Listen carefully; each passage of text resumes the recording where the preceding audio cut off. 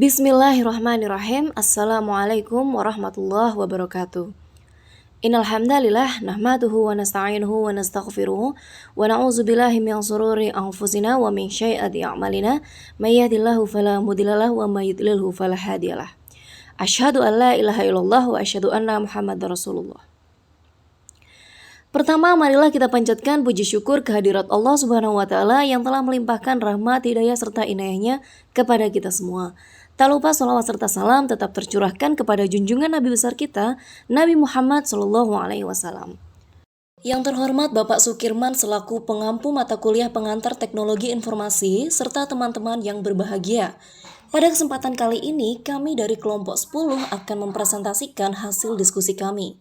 Saya Zulfa Zakhrova sebagai moderator yang akan memandu jalannya presentasi pada hari ini. Dan sebelum itu, saya akan memperkenalkan anggota tim dari kelompok 10. Ada Hafiz Fauzan sebagai pemateri 1, Fadia Ananda sebagai pemateri 2, dan Hania Fatkul Yumna sebagai pemateri 3.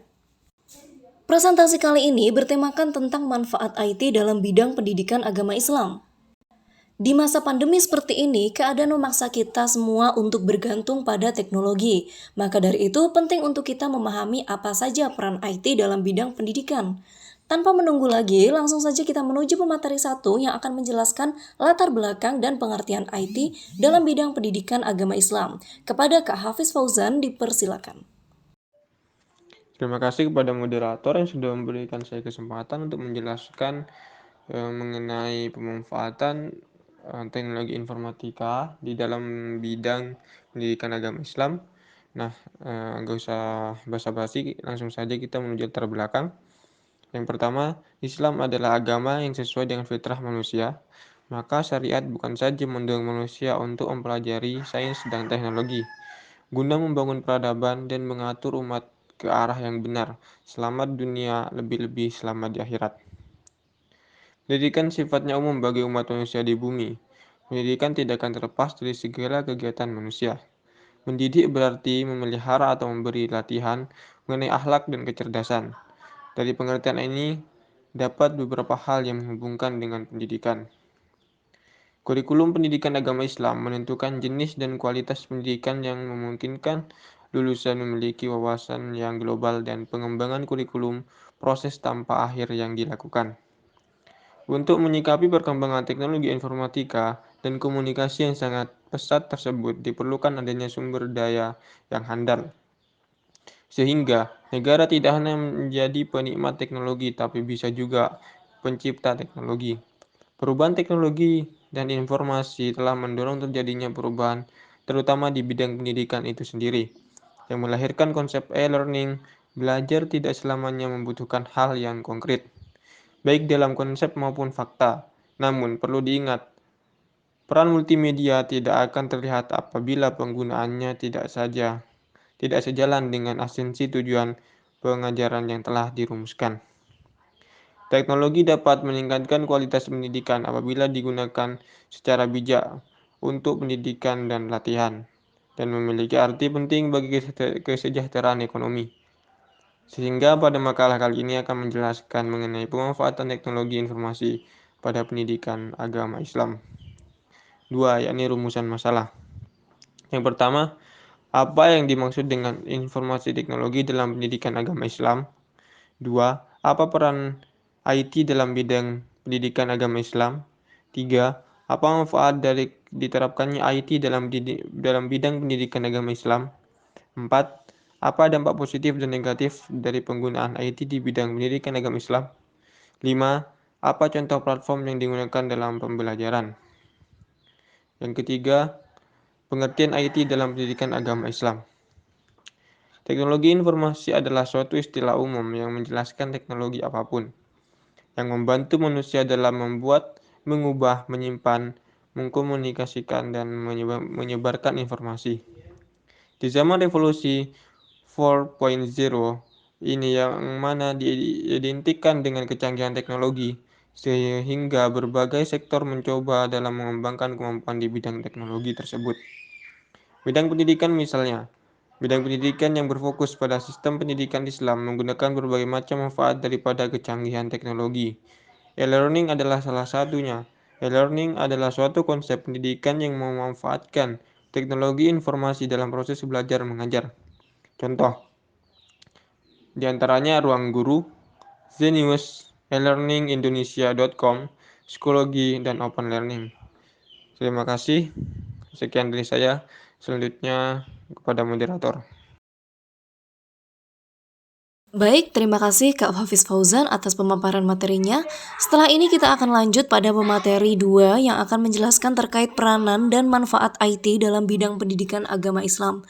Kepada Kak Fadia Ananda dipersilakan. Materi selanjutnya, peranan IT dalam bidang pendidikan agama Islam.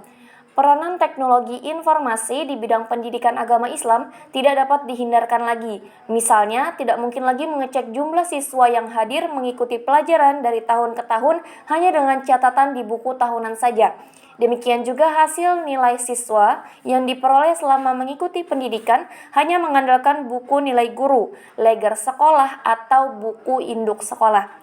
Begitu pula pekerjaan sederhana apapun, pekerjaan akan menjadi lebih efisien jika menggunakan komputer. Pendidikan yang menggunakan sarana teknologi informasi, terutama internet, biasa disebut e-education atau electronic education. Terlebih lagi kondisi pandemi yang melanda memaksa kita untuk melaksanakan pembelajaran secara online yang mengharuskan kita untuk mempelajari ilmu teknologi. Selanjutnya, manfaat IT dalam bidang PAI. Komunikasi elektronik telah menjadi salah satu strategi terbaru untuk mendukung proses pembelajaran. Aspek paling penting dalam proses pembelajaran adalah kemampuan murid dan pengajarnya. Dunia teknologi informasi kini memberikan banyak pilihan kepada semua orang, tak terkecuali guru pendidikan agama Islam atau GPAI. Misalnya Edukasinet atau pembelajaran berbasis internet, penggunaan telematika, e-learning, blog, multimedia resource center, teknologi, pembelajaran melalui komik dan video conference.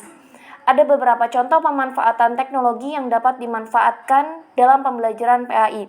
1. Teknologi berbasis visual. A. Penggunaan PowerPoint dalam pembelajaran PAI. B. Agar lebih menarik, bisa juga guru menggunakan program Macromedia Flash. 2. Teknologi informasi berbasis audio. A. Penggunaan teknologi informasi yang berkenaan dengan pendengaran siswa. B. Penggunaan audio streaming yang dapat meningkatkan kemampuan siswa dengan berbasis pendengaran. 3. Teknologi informasi berbasis visual audio. A. Penggunaan CAI atau Computer Assisted Instruction, Compact Disc atau CD, multimedia pembelajaran interaktif dengan menggunakan film, maka siswa mendapatkan pengetahuan dari basis audio dan visual. 4. Teknologi informasi berbasis internet. A. Email. B. Mailing list. Dan C. Weblog dan e-learning. Oke, terima kasih Kak Fadia Ananda atas penjelasannya. Selanjutnya kita akan beralih ke pemateri 3 yang akan membahas terkait dampak dari pembelajaran daring dan contoh platform yang dapat digunakan sebagai media pembelajaran. Tanpa berlama-lama lagi, kepada Kak Hania Fatkul Yumna dipersilakan. Dampak penerapan teknologi dalam pendidikan. Penggunaan teknologi dalam penerapan di bidang pendidikan ini tidak terlepas dari dampak yang ditimbulkan dalam hal positif maupun negatif. Beberapa yang dapat kami paparkan di antaranya, dampak positif. 1. Memudahkan murid dalam memperoleh informasi lebih banyak dan secara mendetail. 2. Proses belajar mengajar tidak mengharuskan untuk tatap muka. 3. Inovasi dalam pembelajaran tumbuh di hadapan e-learning yang lebih memudahkan dalam pembelajaran. Dampak negatif. 1. Tes program kerahasiaan semakin terancam karena kemungkinan dapat terjadi kebocoran informasi tersebut. 2. Efektivitas dalam pembelajaran belum akurat. 3. Penyalahgunaan pengetahuan bagi pihak tertentu untuk melakukan tindak pidana. Contoh penerapan, Open Learning. Open Learning merupakan salah satu platform yang digunakan pembelajaran daring di Universitas Muhammadiyah Surakarta. Open learning sendiri merupakan sistem belajar mengajar jarak jauh dan dapat dilaksanakan kapanpun dan dimanapun. Para pengajar pendidikan agama Islam ada yang memilih e-learning ini untuk memudahkan sistem pembelajaran, terlebih di masa pandemi seperti ini.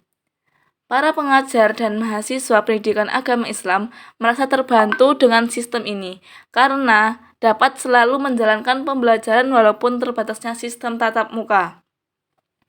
Dosen maupun mahasiswa dapat melaksanakan perkuliahan secara online, kapan saja dan di mana saja. Tidak terbatas jarak dan waktu. Materi atau bahan pembelajaran disajikan dalam berbagai media, salah satunya dengan video. Open learning sangat mempermudah dalam proses pembelajaran daring, namun terdapat kelebihan dan kekurangan pada platform ini. Antara lain, kelebihan 1. Mempermudah dalam mengakses video materi, tugas, atau presentasi. 2. Kolom diskusi yang disediakan dapat meningkatkan partisipasi keaktifan peserta didik. 3. Materi dapat diakses kapanpun sesuai yang telah ditentukan oleh pengampu. 4. Lebih ringkas dalam pembahasan materi pembelajaran sesuai kebutuhan. Kekurangannya, 1. Bagi pengguna baru, biasanya masih kesulitan memahami sistem yang ada di open learning. 2. Membutuhkan jaringan internet yang kuat. Alhamdulillah, berakhir sudah presentasi dari kelompok 10. Terima kasih atas perhatiannya dan terima kasih atas seluruh pemateri. Sekian dari kelompok kami. Kurang lebihnya kami mohon maaf. Wassalamualaikum warahmatullahi wabarakatuh.